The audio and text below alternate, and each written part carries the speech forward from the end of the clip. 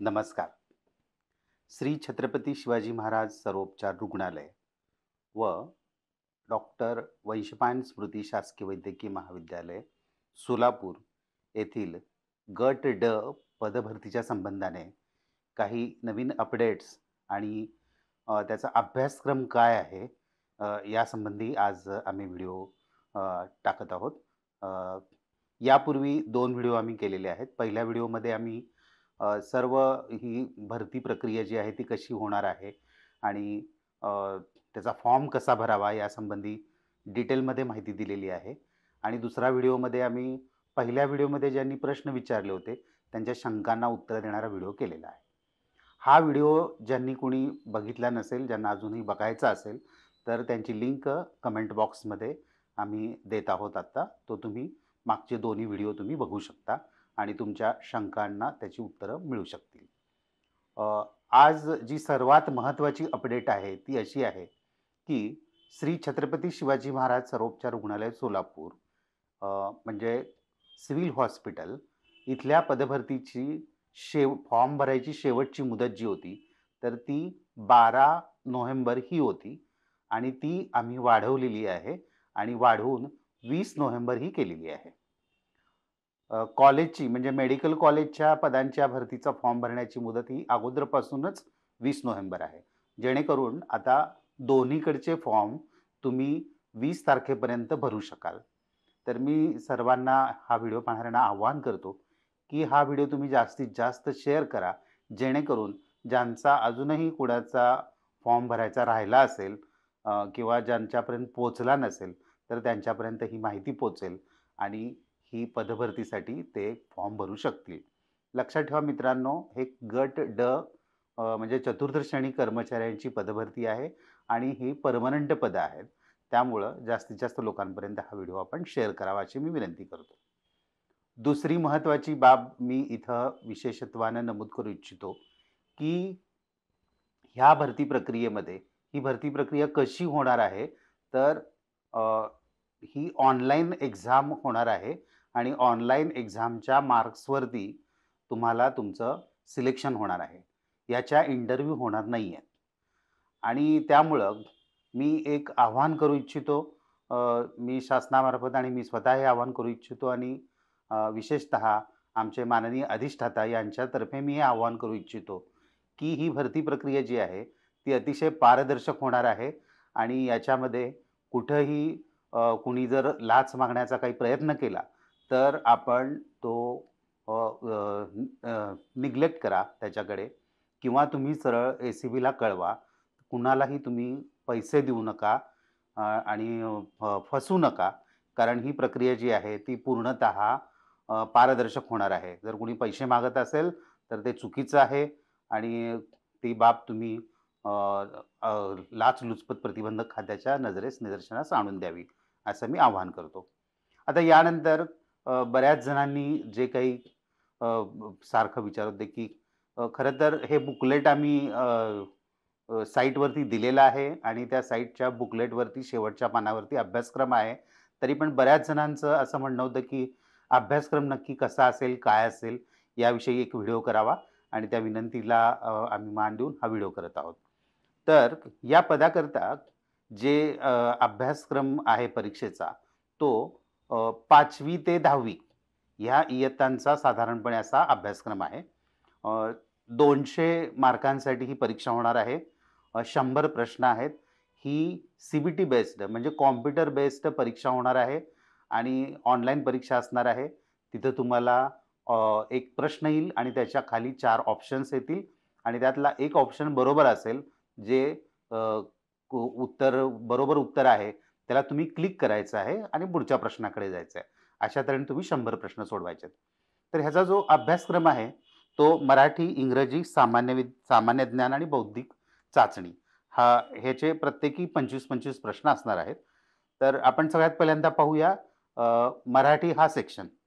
तर मराठी सेक्शनमध्ये तुम्हाला अ, व्याकरण, तर व्याकरणामध्ये तुम्हाला काय-काय तर वाक्यरचना कशी करावी, शब्दार्थ म्हणजे एखादा शब्द आणि त्याचा अर्थ सांगायचा आणि त्याचा वाक्यात प्रयोग करायचा.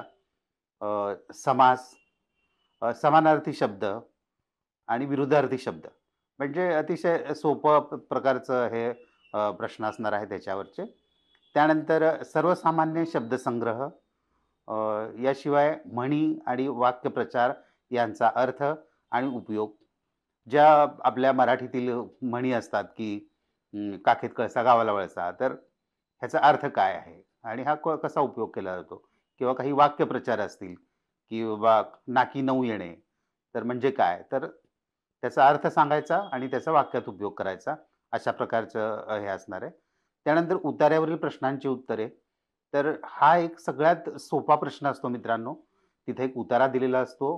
तो उतारा वाचायचा आणि त्या उतार्यावरती खाली प्रश्न दिलेले असतात आणि त्या प्रश्नांची उत्तरं द्यायची. इथं फक्त काय होतं, की उतारा येतो, तुमच्या स्क्रीनवर उतारा दिसतो. त्यावेळेला प्रश्न दिसत नाहीत. तुम्हाला नेक्स्ट केल्यानंतर प्रश्न दिसतात. म्हणजे ज्यावेळेला तुम्ही प्रश्नाचं उत्तर सोडवायला जाता, त्यावेळा त्यावेळेला तुमच्या नजरेसमोर तो उतारा नसतो. त्यामुळं तो जो उतारा आहे, तो अतिशय लक्षपूर्वक वाचायला लागतो. आणि ह्या उतार्यावरती साधारण 4 ते 5 प्रश्न असतात. म्हणजे जवळ-जवळ 8 ते 10 मार्क असतात. म्हणजे तुम्ही जर असं टाईम मॅनेजमेंट करून जर गेला असाल, तर ह्याला थोडासा तुम्हाला जास्त वेळ द्यायला लागतो. कारण 5 प्रश्न असणार आहेत आणि त्याचे 10 मार्क असणार आहेत किंवा 4 प्रश्न आणि 8 मार्क असणार आहेत. तर तो उतारा चांगला जर तुम्ही वाचला असेल, तर तुम्हाला प्रश्न वाचला की लगेच त्याचं उत्तर येईल. त्यानंतर वाक्य पृथक्करण व त्याचे प्रकार. अ, हे सगळं जे आहे, तर ते ग्रामरमध्ये आपल्याला मराठी ग्रामरमध्ये असणार आहे. त्यानंतर लेखक व कवींची टोपण नावे.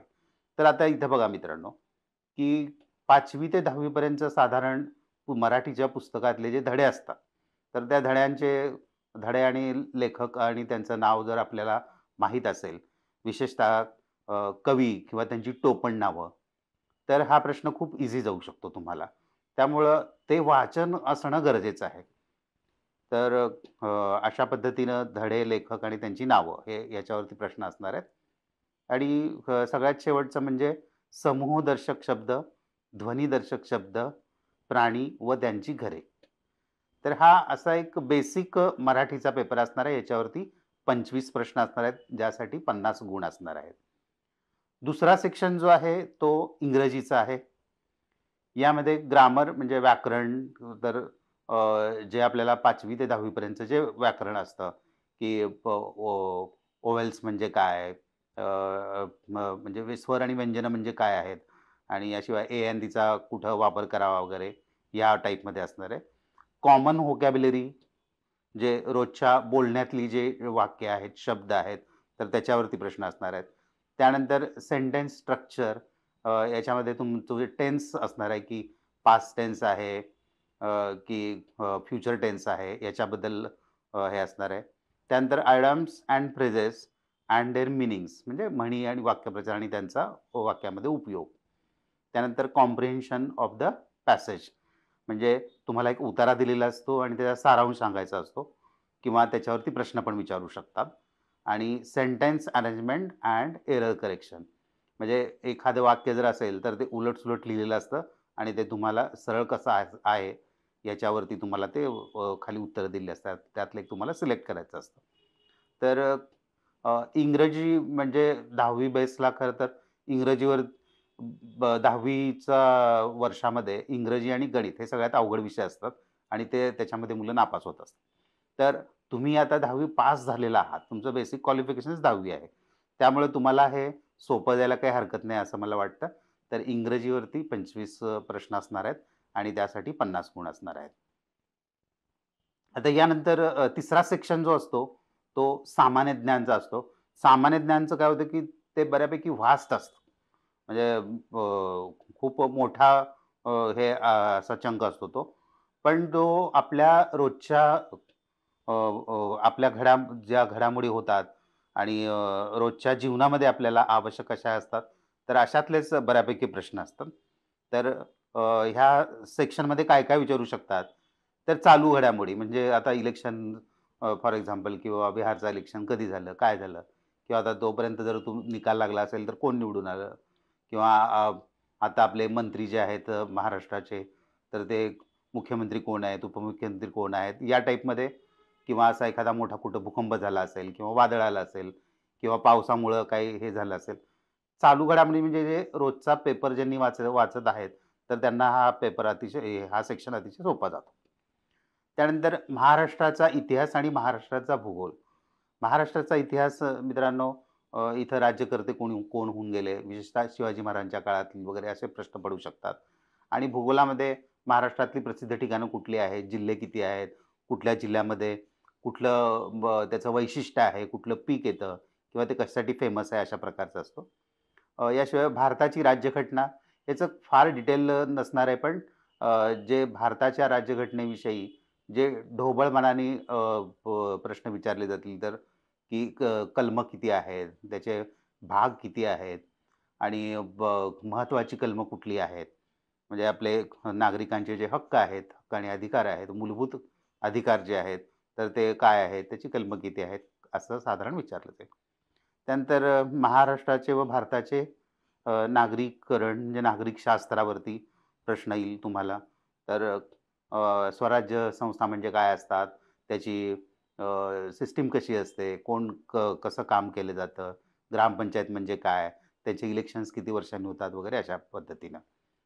प्रसिद्ध पुस्तके व लेखक म्हणजे आता वरती मराठीमध्ये पण तुम्हाला लेखक व कवी आलेलं होतं. आता इथं काय होतं, की तुमच्या अभ्यासक्रमात नसलेली पण खूप अशी फेमस असलेली अशी जी काही पुस्तकं आहेत, तर ती प्रसिद्ध पुस्तकं कुठली, म्हणजे एकतर त्यांनी पुस्तकच विचारतील आणि त्याच्या लेखकाचं नाव काय आहे असं विचारतील किंवा लेखक असेल आणि त्यांनी लिहिलेलं पुस्तक कुठलं आहे अशा पद्धतीनं असेल.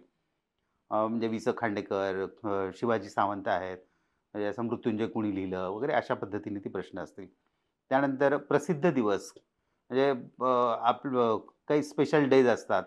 आता सगळ्यांना आपल्या काही डेज आता हे माहिती आहेत, की प्रजासत्ताक दिन कुठल्या तारखेला असतो किंवा स्वातंत्र्य दिन कुठल्या तारखेला असतो, अशा पद्धतीने. व्हॅलेंटाईन डे सगळ्यांना माहिती असतो. पण काही असे विशिष्ट दिवस असतात, की जागतिक अपंग दिन कुठला आहे किंवा निसर्ग दिवस कुठला आहे किंवा असे काही दिवस असतात, तर ते असे विचारू शकतात तिथं. त्यानंतर मूलभूत संगणक म्हणजे संगणकाबद्दल बेसिक जी माहिती आहे, तर ती विचारली जाऊ शकते. आता तुम्ही हा प्रश्न तुमची परीक्षा जी होणार आहे ती संगणकावरच होणार आहे. त्यामुळे तुम्हाला त्याचं तेवढं बेसिक ज्ञान तर असणारच आहे, की माऊस काय असतो, स्क्रीन काय असते आणि अशा प्रकारचं होईल. याशिवाय याच्यामध्ये ना गणितावरती प्रश्न असणार आहेत, जे की बऱ्याच जणांना थोडं अवघड जाऊ शकतं. पण तुम्ही थोडीशी प्रॅक्टिस जर केली, सराव जर केला, तर ही गणितं पण अगदी 5वी ते 10वी या लेव्हलची असतात. तर संख्याज्ञान आणि संख्यांचे प्रकार काय आहेत? मसावी-लसावी तर आपण अगदी 4थी-5वी पासून शिकलेलो असतो. तो येतो.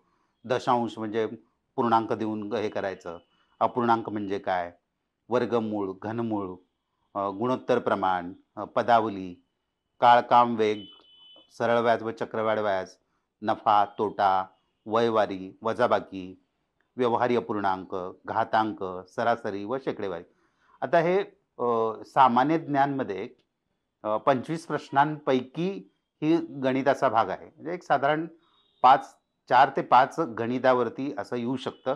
तर काही मुलांचं गणित चांगलं असतं अगदी, तर त्यांना तो पार्ट आहे तो ईझी जाईल. पण सगळ्यांनीच जर थोडंसं सराव केला तर सगळ्यांनाच तो सोपा जाऊ शकतो. आणि जो 4था सेक्शन आहे, तुम्ही स्क्रीनवर बघू शकता मित्रांनो, तर बौद्धिक चाचणीचा हा सेक्शन आहे. आणि याच्यामध्ये अ, क्रमबद्ध मालिका म्हणजे आता फॉर एक्झाम्पल 3, 6, 9 आणि पुढं क्वेशन मार्क. तर ते क्रमबद्ध काय काय असेल तुम्ही सजेस्ट करू शकता, तर 12 असं क्रमबद्ध मालिका. तर त्याच्यामध्ये असं येऊ शकतं किंवा संख्या संचातील अंक शोधणे. म्हणजे सम, विषम संख्या दिलेल्या असतील. त्यातला जो स्पेसिफिक अंक विचारला असेल तो. समान संबंध किंवा परस्पर संबंध काय आहे? आकृत्यांमधील अंक शोधणे. वेतन आकृती, कालमापन म्हणजे दिनदर्शिका त्याच्यावरती प्रश्न येऊ शकतात, की अ, या महिन्यामध्ये या वारी हे असलं असेल, तर त्या महिन्यामध्ये या तारखेला कुठला वार आला असेल अशा पद्धतीवर किंवा रांगेवर आधारित प्रश्न असतात किंवा सांकेतिक लिपी किंवा भाषा. तर सांकेतिक लिपी किंवा भाषा जे अशी कुठली अ, ही नाहीये. तर ती चित्रांवरून अशी ती तयार केलेली असते आणि अगदी लहान मुलं पण सांगू शकतात, की बाबा याच्यापुढे हे असेल तर याच्यापुढे काय असेल, अशा पद्धतीची असतात ती. किंवा विसंगत पद ओळखणे, विधाने व अनुमाने, आकृतीची आरशातील प्रतिमा. म्हणजे ती असं लिहितात, की ही प्रतिमा जी आहे ती आरशातील आहे. मग आपण इमॅजिन करायचं, की बाबा आपण आरशात थांबलो असेल, तर त्याचं उजवं कुठलं, डावं कुठलं किंवा जो आकडा असेल, तर तो कसा दिसत असेल अशा पद्धतीनं. किंवा आकृतीचे पाण्यातील प्रतिबिंब, दिशा व अंतर, घड्याळ म्हणजे घड्याळात यावेळेला हा काटा याच्यावर असेल, हा काटा याच्यावर असेल, तर किती वाजले असतील, अशा पद्धतीचं. किंवा नातेसंबंधीची ओळख, म्हणजे एक व्यक्ती आहे, तर त्याच्या आईच्या भावाच्या मुलाचं आणि त्या व्यक्तीचं नातं काय असेल, अशा प्रकारचे. आणि निरीक्षण आणि आकलन अशा अ, यावरती बौद्धिक चाचणीचे प्रश्न विचारले जातात. तर अशा प्रकारे एकूण 4 सेक्शनला प्रत्येकी 25-25 प्रश्न आहेत. 50-50 मार्कांचं वेटेज आहे. त्याच्यामध्ये 200 मार्कांसाठी ही परीक्षा असेल आणि तुम्हाला कमीत कमी 45% मार्क तुम्हाला अ, जी गुणवत्ता यादी असणार आहे, त्या यादीमध्ये येण्यासाठी लागणार आहेत. त्यापेक्षा 45% पेक्षा खाली असतील, तर त्यांचं नाव त्या यादीत येऊ शकणार नाही. तर आता आपल्याकडे हॉस्पिटलकडे 153 पदं आहेत आणि कॉलेजकडे 20 पदं आहेत. तर त्या हिशोबानं जे सगळ्यांनी चांगला अभ्यास करायचा आहे. 5वी ते 10वी पर्यंतचा अभ्यास आहे. जवळ-जवळ जानेवारीच्या मिडवीकमध्ये परीक्षा होण्याची शक्यता आहे. तर जवळ-जवळ 1.5 ते 2 महिने तुम्हाला वेळ आहे आणि सगळ्यांनी चांगला अभ्यास करा. मी तुम्हाला खूप-खूप शुभेच्छा देतो. याशिवाय काही म्हणजे मागच्या व्हिडिओमध्ये काही लोकांनी जे प्रश्न विचारले होते. बऱ्याच जणांनी प्रश्न विचारले, त्यांची उत्तरं आम्ही कमेंट बॉक्समध्ये दिलेली आहेत. पण काही 1-2 प्रश्न त्याची उत्तरं मला द्यावीशी वाटतात. ती अशी की रुटीन जे वर्क असतं ऑफिस वर्क ते 10 ते 5 असतं. पण आपलं हॉस्पिटलच्या कक्षसेवकाची जी ड्युटी आहे, तर ती 3 पाळ्यांमध्ये असते. तर ती कशा असतात असं त्यांनी विचारलेलं होतं. तर मॉर्निंग ड्युटी असते सकाळी 7 ते 2, आफ्टरनून असते 2 ते 8 आणि नाईट असते ती 8 ते सकाळी 7 पर्यंत असते. आणि ज्यांना नाईट असते त्यांना परत रेस्ट दिली जाते. तर अशा पद्धतीनं ते चालतं. तर